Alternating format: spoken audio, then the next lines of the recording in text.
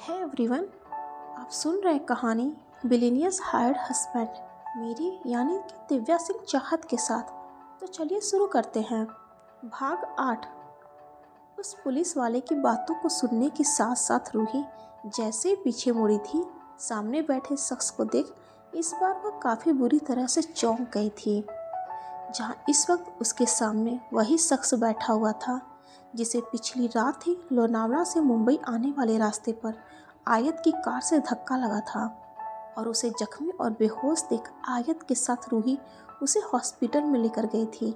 लेकिन आज उसका डिस्चार्ज पेपर रेडी करवाने के बाद आयत और रूही ने उससे रिश्ता भी जैसे तोड़ते हुए अपने रास्ते चली गई थी। जहाँ इस बात से अनजान कि हॉस्पिटल में पुलिस केस से बचने के लिए उन्होंने एक झूठ बोला था, लेकिन वह झूठ जैसे अब हमेशा के लिए उनके गले से लटकने वाला था, क्योंकि वह शख्स एक बार फिर से रूही के सामने खड़ा था और सिर्फ सामने ही नहीं, उसके भाई के रूप में भी उसे ही देखकर मुस्कुरा भी रहा था। लेकिन रूही तुरंत वापस से पीछे मुड़ते हुए बोली, इंस्पेक्टर साहब, आपको कोई गलतफहमी हो गई होगी। ये लड़का मेरा भाई नहीं है। देखा इंस्पेक्टर साहब, मैंने पहले ही कहा था कि ये सोसो टाइप से दिखने वाली कल मजबूरन मेरी बहन है, लेकिन ये मुझे कतई पसंद नहीं करती। वही अब तक वह शख्स भी रूही के बगल में ही खड़े होते हुए कहा, जहाँ उसकी बातों को सुन रूही काफ़ी गुस्से में उसे घूरते हुए बोली, तुम्हारे पास क्या सबूत है कि मैं तुम्हारी बहन हूँ? हाँ।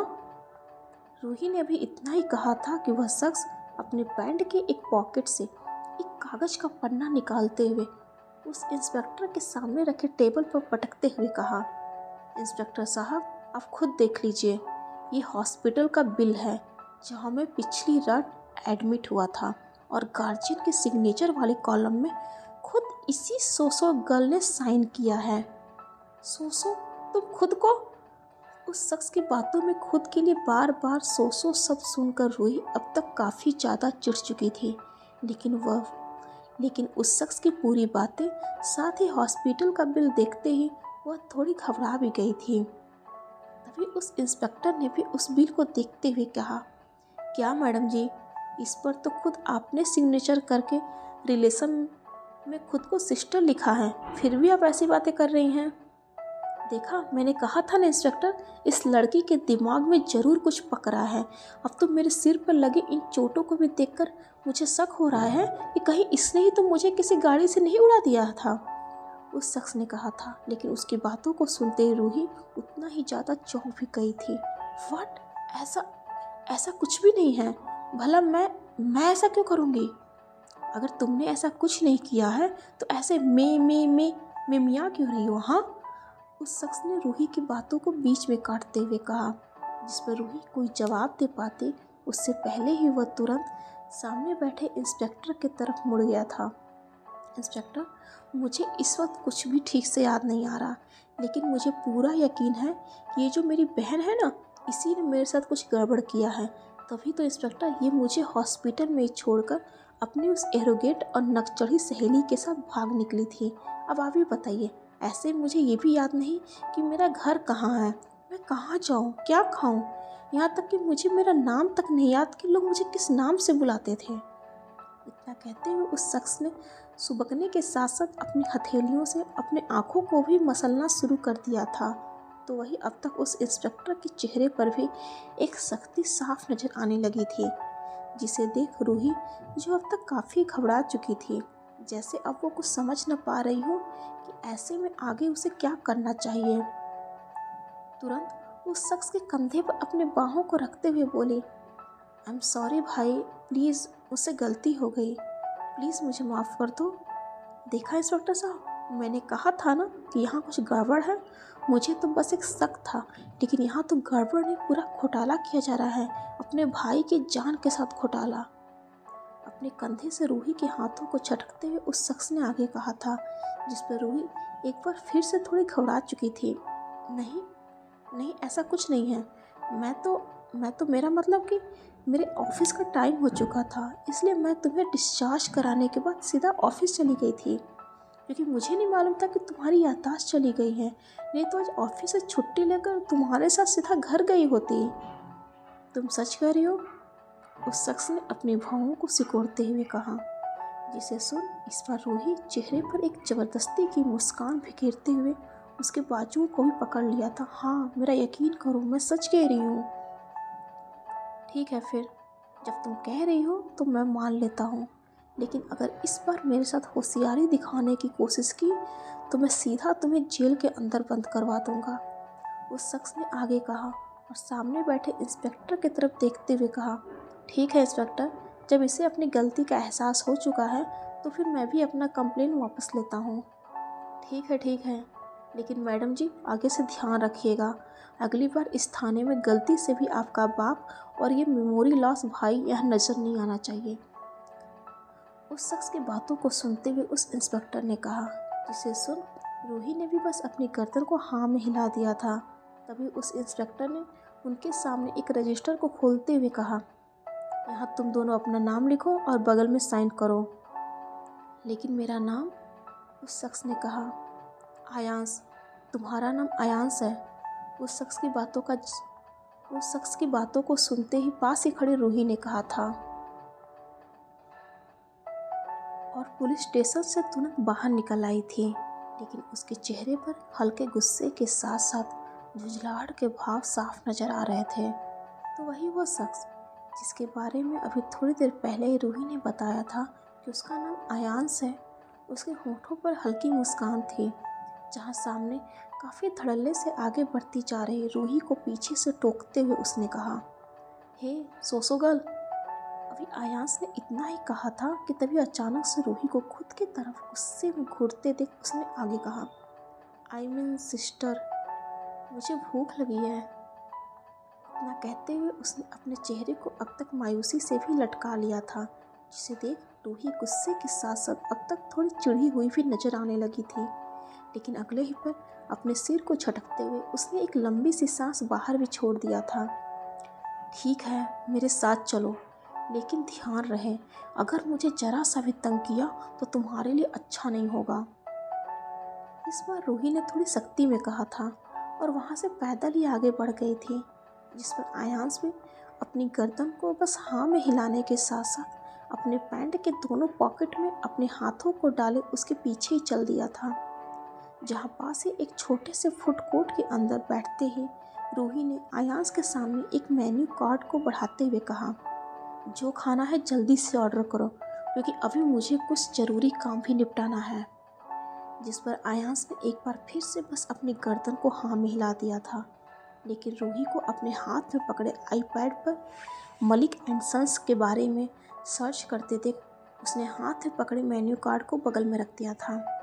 Malik and sons group, Asia के टॉप 5 बिजनेसमैन की लिस्ट में रहने वाला मलिक एंड सन्स ग्रुप के मालिक व उस कंपनी के प्रेसिडेंट आदित्य मलिक, पत्नी कविता मलिक, जिनका एक छोटा भाई भी था अद्विक, और उनकी पत्नी वंदना मलिक, जो एक एक्सीडेंट के बाद अब इस दुनिया में नहीं है।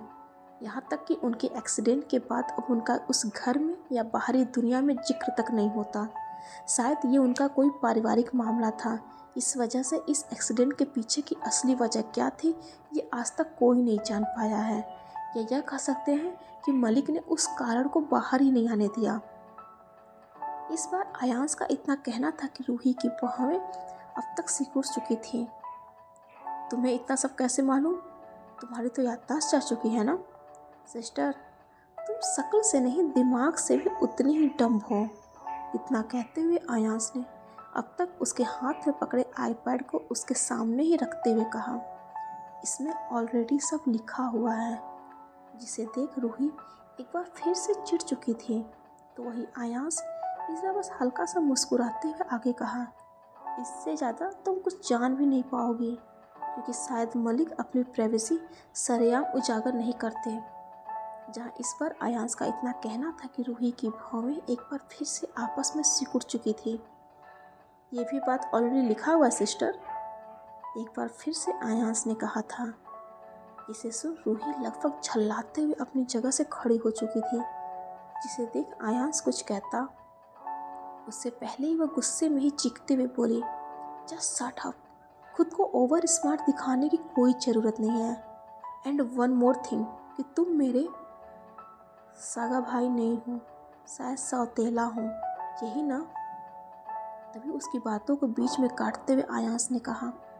लेकिन उसकी बातों को सुन रूही अब तक झुंझलाहट के साथ साथ थोड़ी कंफ्यूज थी। तभी आयांश ने आगे कहा, तभी तो तुमने अपने उस दोस्त के साथ मुझे मारने का प्लान बनाया था। इनफैक्ट अपनी गाड़ी से मुझे उड़ा भी दिया था। वो तो मेरी किस्मत अच्छी थी कि मैं जिंदा बच गया, लेकिन मैं अपना पिछला सब भूल गया।